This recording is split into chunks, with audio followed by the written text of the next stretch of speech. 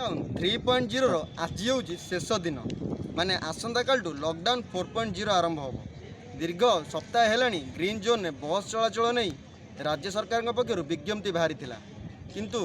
परिवहन मंत्री एवं बस मालिक संघर अव्यवस्था फल ग्रीन जोन को बस गड़ी पारा ना। आज हूँ लॉकडाउन 3.0 शेष दिन कालीठू सरकार पक्षर नुआ गाइडलाइन जारी हेब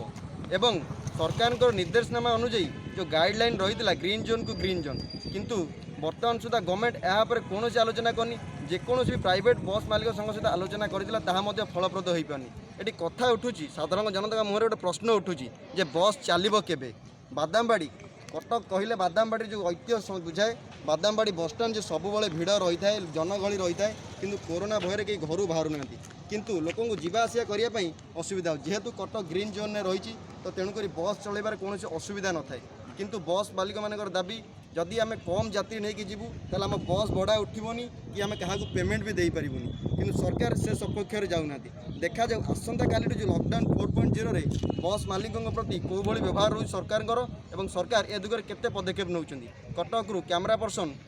सोमेश सहित रिपोर्टर सौभाग्य संपर्क न्यूज।